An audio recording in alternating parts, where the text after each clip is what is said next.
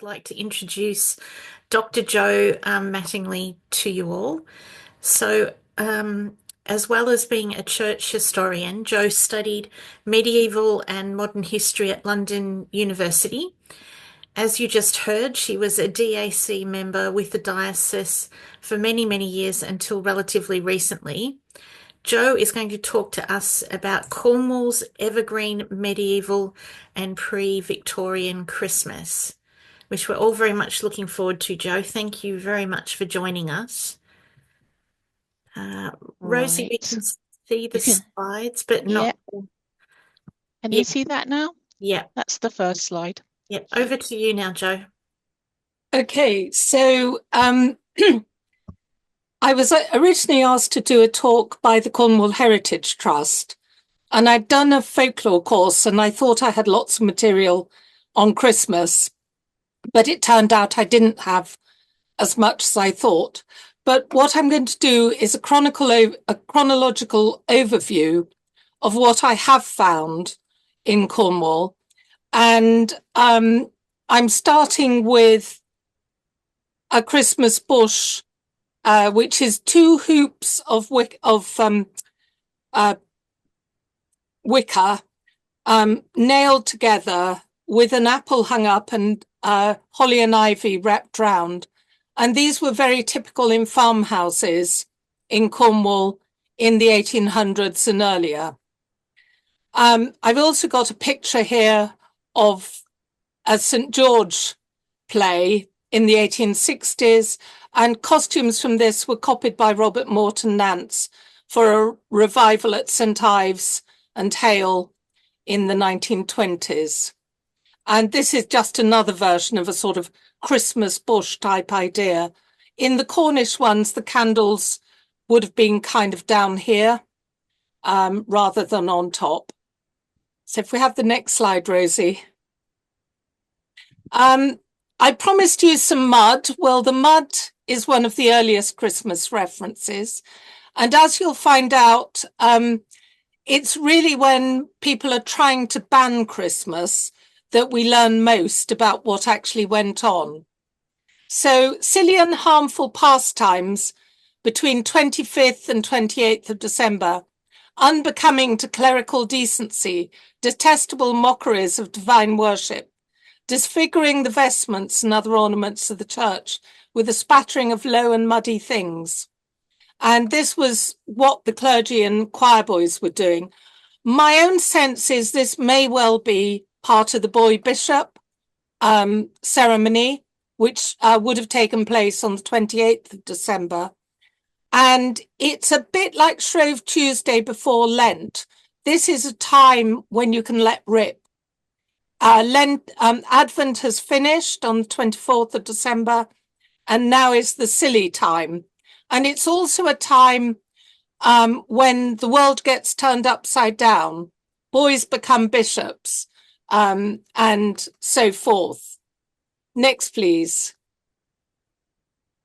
So here is a boy bishop at Hereford, a modern reenactment. Another thing you get are very tall candles, and lots of them.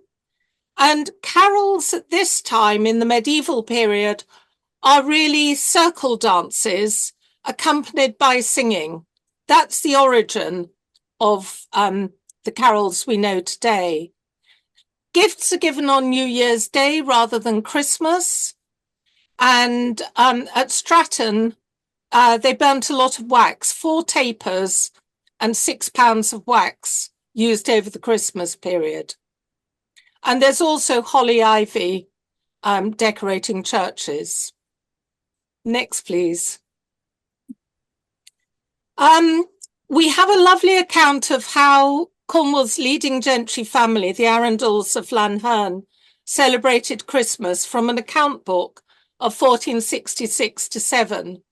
And it was published in the Journal of the Royal Institution of Cornwall, I think in the 1960s or 70s. And amongst the accounts, we have Thomas Hodge and Anthony gathering ivy boughs one day and they got 8 pennies. So effectively, they were being paid the day labourer's wage for literally going out and scouring the lands around Lanherne in Morgan in Manaig to get the ivy. So it must have been a lot of ivy if they took a day over it.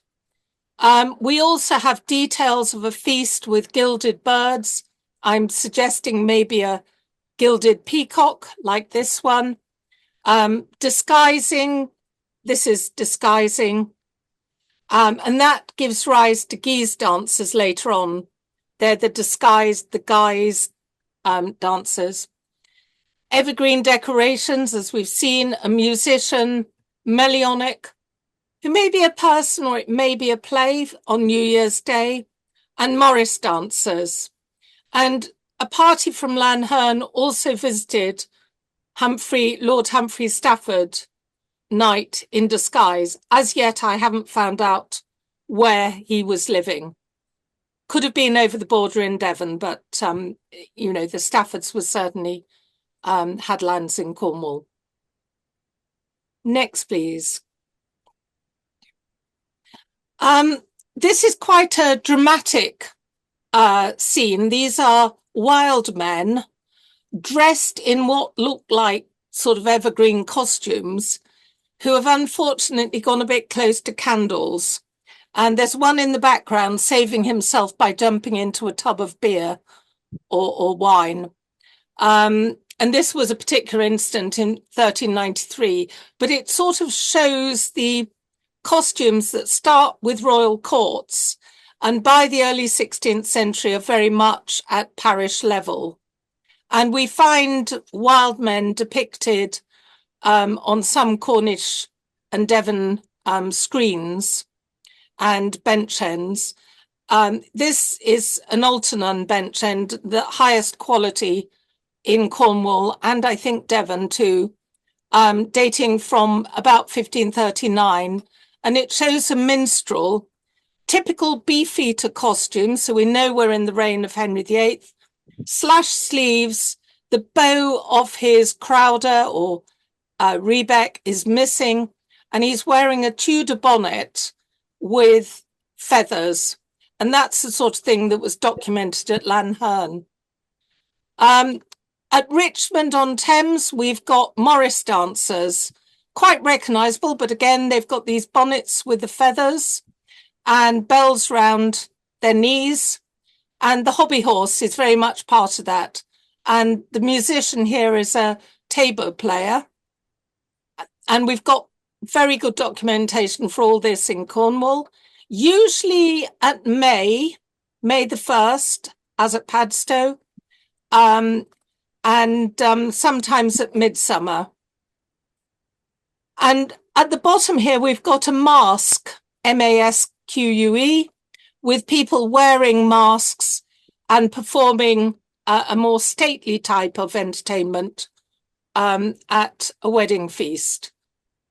Next, please. Now, in 1549, when the Cornish rebels were objecting to the use of the New English prayer book, they compared it to a frivolous Christmas game or play, which I find rather interesting because Edward VI loved Christmas, loved the Lord of Misrule. We think there was a 15-year gap because the Lord of Misrule could say things to Henry VIII that Henry VIII jolly well didn't want to hear, because in the rules of Christmas, the Lord of Misrule, not the king, is in charge. But anyway, Edward VI, who is the most Puritan of all the Tudor kings, he's been brought up Calvinist, and here he is reviving the Lord of Misrule, who appeared out of the moon. You can just imagine, you know, an extraordinarily expensive entertainment. They processed into London. They had midsummer jousts. So midwinter, midsummer, very interchangeable at this time. And in the following year, the last year of his reign, because he died young, and this is a portrait of him at his prime. There were Morris dancers, and the Lord of Misrul's fool wore a red and green checkered costume. And at the top, we have a fool with a collecting ladle, part of a Morris troupe, which I think was at the front of the rood loft at St. Leven. And below we have a curious character with a coxcomb. There's a cock's head on his hood. He's got a staff with a horseshoe at the top. You know, very peculiar costume, possibly a Lord of Misrule. But these very,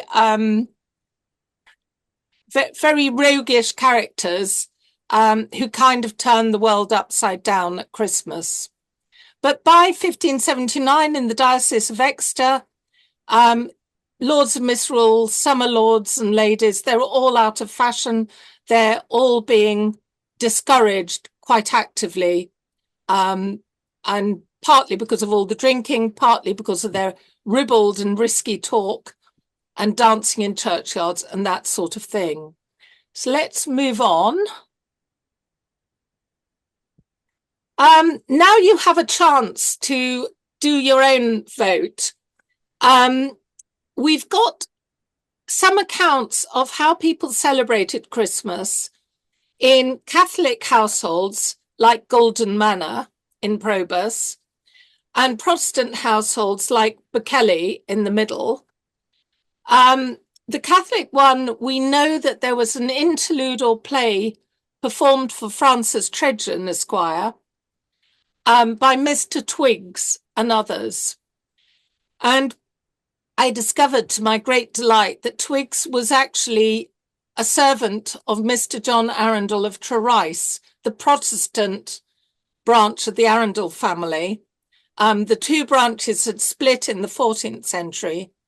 And Mr. John Arundel, as well as owning Trerice, owned Efford Manor in Bude, near Bude, and Guarnick in St. Allan parish, very close to where my Christmas bush was made. So plays and fun and games going on at Golden. William Carnsue of Bockley kept a diary, or Berkeley, and he specifies exactly what he did every day. So he went to church on Christmas Eve and Christmas Day. He read Calvin's epistles and Calvin's life on Christmas Day, Boxing Day, and New Year's Eve. He gambled at cards from the 28th of December, Holy Innocents' Day onwards. And once he gambled all night. They just didn't go to bed. And on the 6th of January, and this is rather like that competition in, you know, who would you have to dinner with you? Well, Carnsue had many folks, including George Grenville of Stowe in Kilcampton, Richard Carew of Anthony, who is the figure in the gold chain at the bottom, the Cornish historian, and Richard Champanon. And I think, you know, that was quite some gathering. According to Carew, writing his survey, which was published in 1602, gentlemen would entertain their neighbours from harvest time onwards, from September through to 2nd of February, to dinner and supper, and in the Christmas period, Christmas rule, consuming a great part of the night afterwards. Carew was nowhere near as Calvinist. He was more moderate Protestant. So, you know, I'm not quite sure whether Carnsue would have gone that far. But anyway, you have to vote on whether you would like to be at a Catholic or a Protestant Christmas in the mid-1570s. So anyone for a Catholic Christmas with plays and games and... Yep, I've got at least one thumbs up, two. I won't scroll down. Someone can do the count. What about a Protestant Christmas? There's quite a lot of variety there. But of course, long term, the Puritans, and it's usually blamed on Oliver Cromwell, shut down Christmas for 13 years. Next slide. Well, looking at specific customs, wassailing is certainly referred to in the Cornish Passion Play, which is part of the Cornish Ordinalia. And that's usually dated for late 14th, early 15th century. And when the soldiers at Christ's crucifixion, Christ is thirsty and he's offered a vinegar-soaked sponge and told, that he can drink this, wassail if you may. Wassail was an acquired taste. Where we have documentation in the 17th and 18th century, it's usually a frothy apple drink and ale, and it's nicknamed lamb's wool. So I think you got a real mouthful of frothy white apple bits. In Bodmin in 1629, the former mayor, Nicholas Spry, left 13 shillings and 4 pennies. A cow would have been about 10 or 11 shillings at this time. So this is more than £1,000. And I was told a good cow would be about 3,000 today. So, a considerable amount of money to provide an annual wassail cup like this one from Cateel, to promote the continuance of love and neighbourly meetings. It sounds rather like the Methodist love feasts that come later. And the townspeople were to remember all others, to carry more charitable conscience. And the cup was to be taken to the mayor's house on the 6th of January, 12th day of Christmas. The wassailers also travelled round the gentry houses, and at St. Hugh at Helligan, the Tremaine family gave a shilling and then 2 shillings and 6 pennies to a couple of companies of wassailers who visited in 1716. They were probably invited into the hall and given a drink and then sent on their way. In 1803, another variant of this custom. In some places, the parishioners walk in procession, visiting the principal orchards in the parish, single out the principal tree, salute it with a certain form of words, and sprinkle it with cider or dash a bowl of cider against it. And another variation he notes was that the farmer and workman put cakes immersed in cider on the branches of the apple tree, sprinkled the tree and danced around.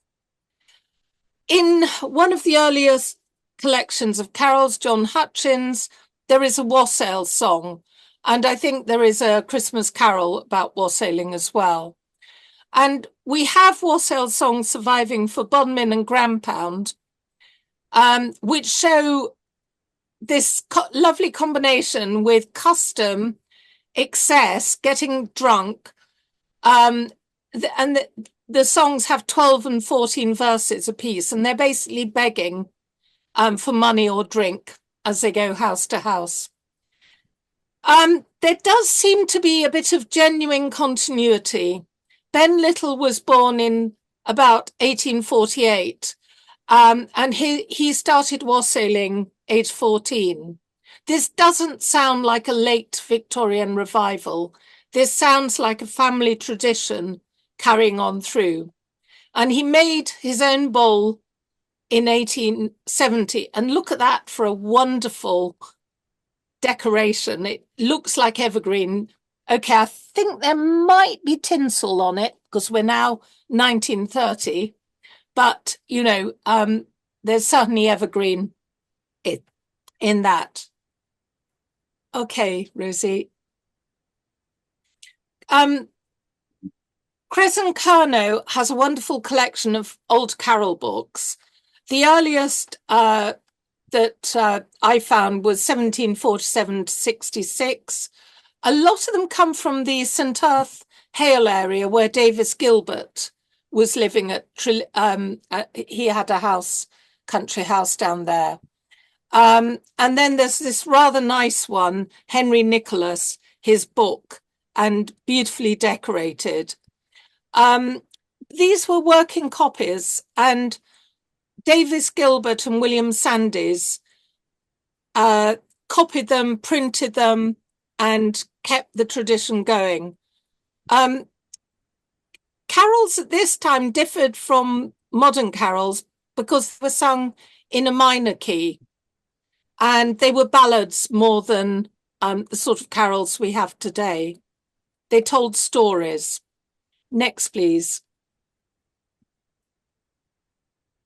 And storytelling was a major art in Cornwall.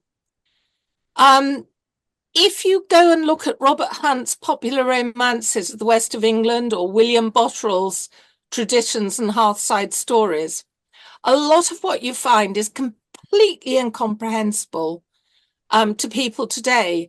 Long, rambling stories known as drolls.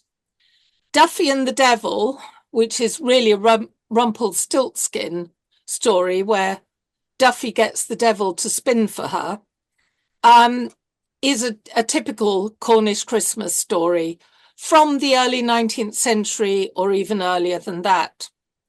But what I love about it is that the whole point in telling these stories, and Henry Quick of Zena was one of the last droll tellers, and there he is with his script, was what you really needed to do was spin it out over as many nights as possible, 3 or more nights, because then you got fed and watered and probably put up for the night during the Christmas period.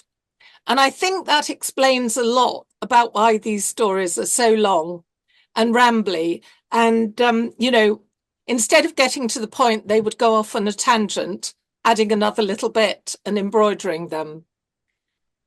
And next, please. I'm very partial to St. George plays, and Cornwall has one of the earliest play scripts. This was in the Ennis collection at Ennis in Myler Parish, and research was done on it because all the characters are named. So A Play for Christmas, William Solomon. Here we've got John Rowe, Penty Landin, William Williams, and John Rowe again. And the research found that these were all names of Truro cobblers or shoemakers. And towns like Truro and Bodmin and Helston and Liskeard, Lostwithiel and Helston. Well, Helston and Bodmin certainly had shoemakers' guilds in the medieval period. So there may even be threads of continuity here.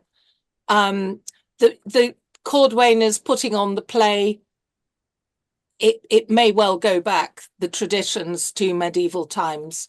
And the St. George's Chapel was at the top of Chapel Hill, pretty close to Sainsbury's, I think.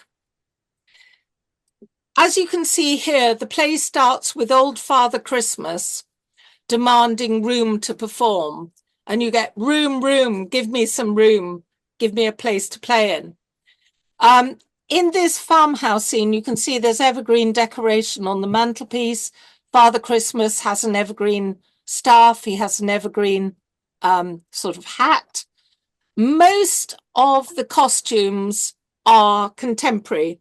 So there's tricorn hats for the doctor. There's, you know, the 18th century and early 19th century costume. And the audience literally sits around the fire and, you know, watches the play. When they revived it at St. Ives, they had Dickon Nance as the dragon. They had a doctor with a stovepipe hat, which was Bernard Leach. I think St. George was Hamilton Jenkin, the Cornish historian. A real motley crew. Next, please. Yeah, in 1805, holly and box were used at Calstock Church. By the time we get to sort of the late 19th century, the time when Hunt and Bottrell were writing, we start to get accounts, detailed accounts of Christmas in the early 19th century. And Miss Margaret Courtney's is my favourite, and I've summarised it here because it gives an idea of how all these customs kind of link up. So Christmas Eve, poor women called on rich neighbours asking for alms, and this was known as going a gooding. It's a nice dialect word there.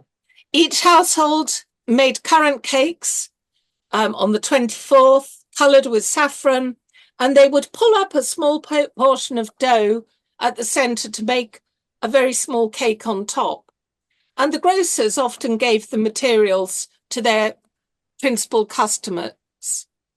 Houses were dressed up with evergreens, and 2 hoops, fastened one in the other by nails at the centre, are gaily decorated with evergreens, apples, oranges, etc. At night, a lighted candle stuck on the bottom nail, and this is one that was made earlier. And children could dance round lighted candles in a box of sand, and church towers might be illuminated. So it's not a new thing. And the Christmas stock is what we know as the Yule log, and a rude figure of a man was chalked onto this, and it was kindled with great ceremony using last year's block. Next, please. And choirs from the parish church and dissenting chapels went house to house singing, and the dialect word here is curls, for money or eggy hot drink, sweet giblet pie, and other pies laced with clotted cream. And we think that the pasty is actually half of a Cornish pie. It was, you don't waste anything in Cornwall. So you take the leftover pastry and you make a pasty. So they probably go back at least to the 18th century. From Christmas to Twelfth Night, parties of mummers, known as goose or geese dancers, and as I said before, from disguising and guise, and it gets corrupted, paraded the streets in an unruly manner, with masks, scaring women and children, and sometimes with a hobby horse. They then entered houses uninvited, played all kinds of antics until money was given to them to go away. And this is the beginning of the end. Once you start really causing trouble and it isn't so much fun anymore and there's too much drink involved, then people start to want to ban these things. And there's also some performance of St. George and the Dragon. On 26th December, we have shooting. And New Year's Eve, parties of men carried a small bowl going house to house begging money to make a feast. And on New Year's Eve, old women open their Bible to find out their luck. And on the 6th of January, general feasting and merriment. And the Christmas cake, where you have a wedding ring, a thimble, and a sixpence. Marry, never marry, die rich. And some of that has come down with Christmas puddings. Next, please. Oh, and the Hark book has wonderful recordings by Hilary Coleman's choir, and very much recommended for the old sound of the carols. Next, please. So we're coming to the end now. Some Christmas beliefs and the timetables in Cornwall, because I never want to take my Christmas tree down, not my Christmas tree, but my decorated wreath or bush on just after Christmas. And the tradition was you put it up on 24th December and you kept it up till the 2nd of February, which was Candlemas. So let's bring that back, because your evergreens will last if you've got as cold a house as me. And the evergreen decorations, the candles are up for the same period. The Christmas, this pulled up bit of a currant cake, You can't eat it before the 25th December. Ghosts and spirits are less active at Christmas, so it's safe to tell ghost stories. And it's the luckiest day to be born on. So if you know anyone born on Christmas Day, tell them they're lucky.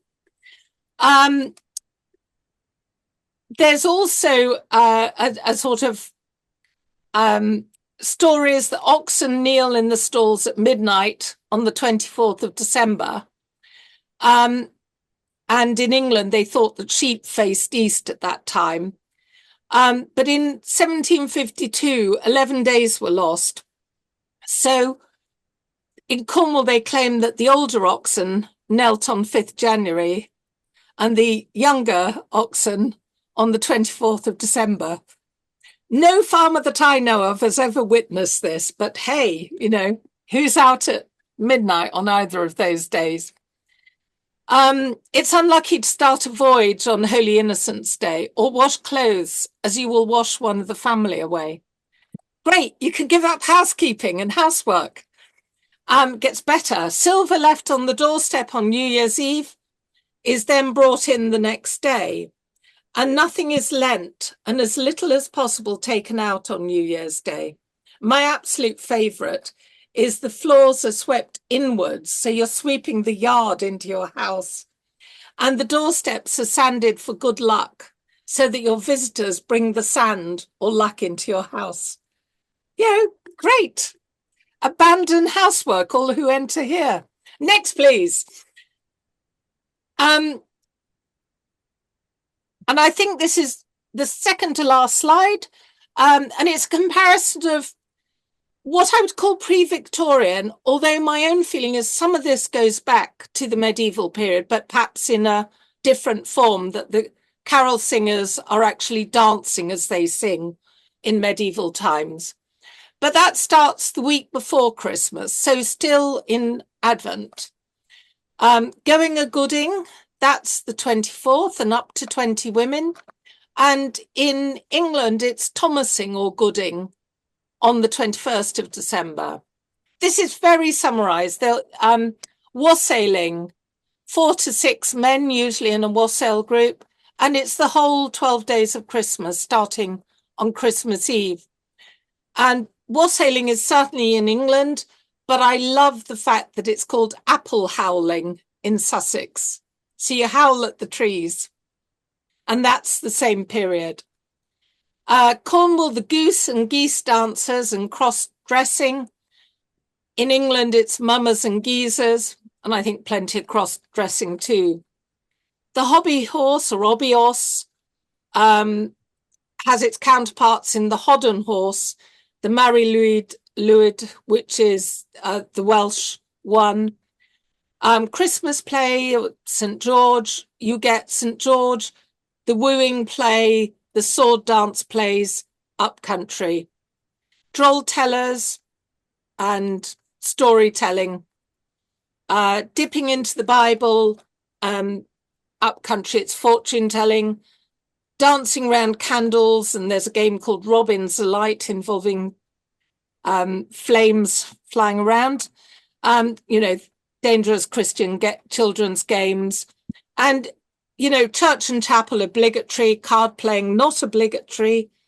But you also get fabulous local customs like the Giglet Fair on 26th December at Lanston, and the Wife Market, which is basically the same thing at Oakhampton across the border. And then the Christmas stock, mock or block, which is the Yule log. Next, please.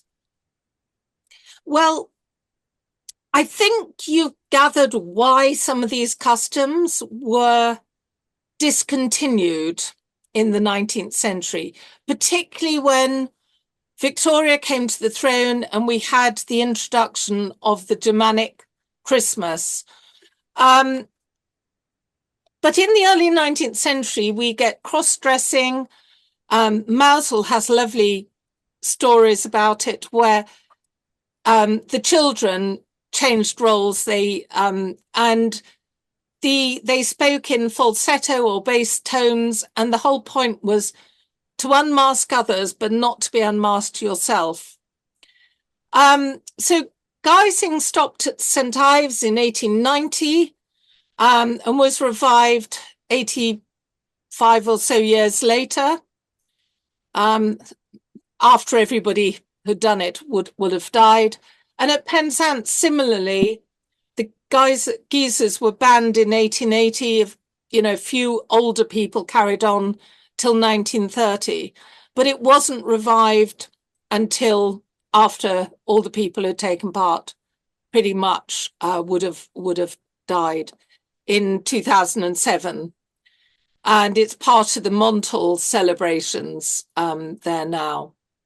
Penglas, this is Penglas, who's very like the Marie-Louise, had a wooden head and a neck originally, and he made loud snapping sounds.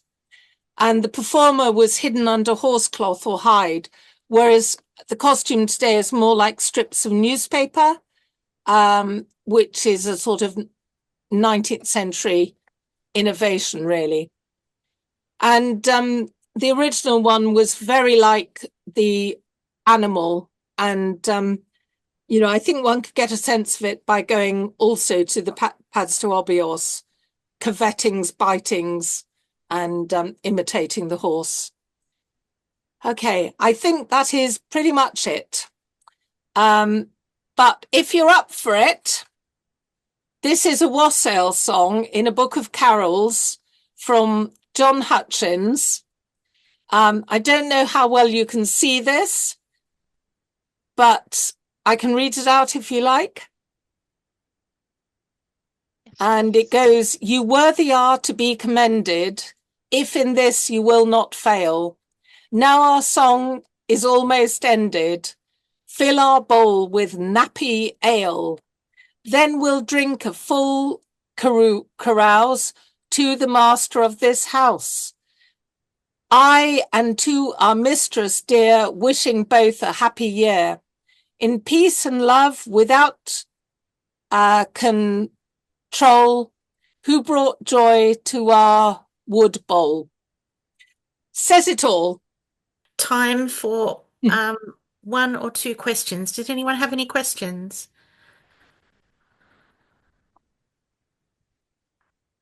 Not a question. Jo, that was fantastic. Thank you so much. Last week, we went to see the Red River Singers, led by Hilary Coleman, singers based in Camborne and Red Roof. And they are, if you haven't come across them, do try and reach them wherever they're next, because they put together that book and CDs, but they're just, you have to hear them live. They're just wonderful. Yeah, I completely concur.